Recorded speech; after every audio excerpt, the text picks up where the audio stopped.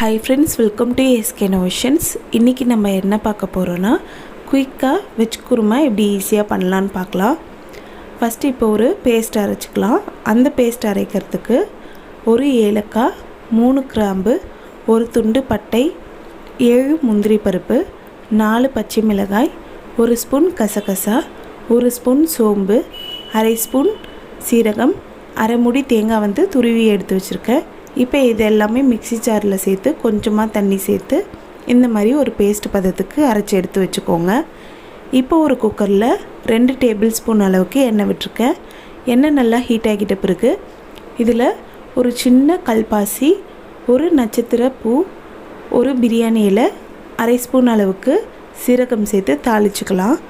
இது நல்லா பொரிஞ்சதும் இதோட 2 மீடியம் சைஸ் வெங்காயம் பொடி பொடியாக கட் பண்ணி சேர்த்து அதை வந்து வதக்கி விட்டுக்கிறேன். வெங்காயம் பார்த்திங்கன்னா பொன்னிறமாக வரணும்னு அவசியம் இல்லை, ஒரு 2 நிமிஷத்துக்கு வதக்கி விட்டாலே போதும். வெங்காயம் ஓரளவுக்கு வதங்குறப்பவே 1/2 டீஸ்பூன் அளவுக்கு நெய் வந்து நம்ம சேர்த்துக்கலாம். இது வந்து ஆப்ஷனல் தான். நெய் சேர்க்கும்போது குருமா ஒரு நல்ல ஃப்ளேவரில் இருக்கும். இப்போ வெங்காயம் ஓரளவுக்கு வதங்கிட்ட பிறகு அடுத்து இதோட 2 பெரிய சைஸ் தக்காளி வந்து பொடி பொடியாக கட் பண்ணி சேர்த்துக்கிறேன். நீங்கள் சின்ன சைஸ் தக்காளி வந்து சேர்க்கறதுந்தா அடுத்து இதோட நம்ம பேஸ்ட்டெல்லாம் சேர்க்கும்போது, அதாவது அரைச்ச விழுது வந்து நம்ம சேர்க்கும்போது 1/4 கப் அளவுக்கு தயிர் சேர்த்துக்கோங்க. அப்படி சேர்த்தாலும் நல்லாயிருக்கும்.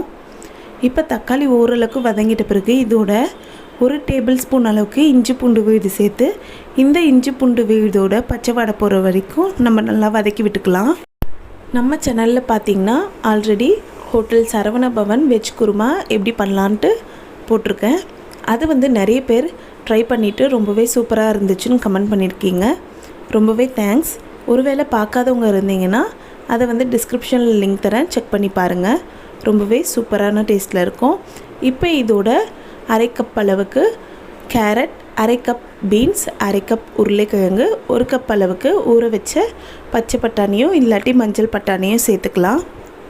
பட்டாணிக்கு பதிலாக நீங்கள் மூக்கடலை கூட சேர்த்துக்கிறது இருந்தால் சேர்த்துக்கலாம். வேறு ஏதாச்சும் காலிஃப்ளவர் அந்த மாதிரி காய்கறியும் சேர்த்துக்கிறது இருந்தால் சேர்த்துக்கலாம். காய்கறி சேர்த்து ஒரு 2 நிமிஷத்துக்கு வதக்கி விட்டுக்கலாம். காய்கறி ஓரளவுக்கு வதங்கிட்ட பிறகு இதோட 1/4 டீஸ்பூன் மஞ்சள் தூள், 1/2 டீஸ்பூன் கரம் மசாலா தூள், 1 டீஸ்பூன் மிளகாய் தூள் சேர்த்து நல்லா மிக்ஸ் பண்ணி விட்டுக்கலாம். நம்ம ஆல்ரெடி வந்து பச்சை மிளகாய் சேர்த்துருக்கிறதுனால மிளகாய் தூள் 1 டீஸ்பூன் மட்டும் சேர்த்துக்கோங்க. தேவையான அளவுக்கு உப்பு சேர்த்து நல்லா மிக்ஸ் பண்ணி விட்டுக்கிறேன். இப்போ வந்து நம்ம அரைச்சி வச்ச பேஸ்ட்டையும் சேர்த்து நல்லா 1 டைம் கலந்து விட்டுக்கலாம். ஸ்டவ் பார்த்திங்கன்னா லோ ஃப்ளேமில் வச்சுக்கோங்க. மசாலா தூள்லாம் சேர்க்கும் போதே, இல்லாட்டி அடிப்பிடிக்க ஆரம்பிச்சிடும். இப்போ இதில் 1 கப் அளவுக்கு தண்ணி சேர்த்து நல்லா கலந்து விட்டுக்கிறேன். உப்பு வந்து இந்த டைமில் செக் பண்ணுறது இருந்தால் செக் பண்ணிக்கோங்க. இப்போ இதை நல்லா கலந்து விட்டுட்டு குக்கரை மூடி 2 விசில் ஹை ஃப்ளேமில் வச்சு வேக வச்சு எடுத்துக்கலாம். இப்போது பார்த்திங்கன்னா 2 விசில் வச்சாச்சு. இப்போ ஓப்பன் பண்ணிக்கலாம். பாருங்கள், நம்மளோட குருமா ஆல்மோஸ்ட் ரெடி ஆகிடுச்சு. இப்போ இது நல்லா கலந்து விட்டுட்டு லோ ஃப்ளேமில் 2 நிமிஷம் கொதிக்க வச்சுக்கலாம். இது பார்த்திங்கன்னா கெட்டியாக தான் இருக்கும். 2 நிமிஷம் கொதிச்சிட்ட பிறகு 1/4 கப் அளவுக்கு காய்ச்சின பால் சேர்த்து நல்லா கலந்து விட்டு 1 நிமிஷம் கொதிக்க வச்சுக்கிறேன். பால் சேர்க்கும்போது நமக்கு குருமா பார்த்திங்கன்னா ரொம்பவே ரிச்சான டேஸ்ட்டில் இருக்கும். இப்போ 1 நிமிஷம் கொதிச்சிடுச்சு. அவ்வளோதான், நம்மளோட சிம்பிளான டேஸ்டியான வெஜ் குருமா சூப்பராக ரெடி ஆகிடுச்சு. இந்த குருமா பார்த்திங்கன்னா இட்லி, தோசை, சப்பாத்தி, பூரிக்கெலாம் ரொம்பவே சூப்பராக ஆப்ட் ஆகும். கண்டிப்பாக ட்ரை பண்ணி பாருங்கள். இந்த வீடியோ உங்களுக்கு பிடிச்சிருந்தால் லைக் பண்ணுங்கள், ஷேர் பண்ணுங்கள், கமெண்ட் பண்ணுங்கள்.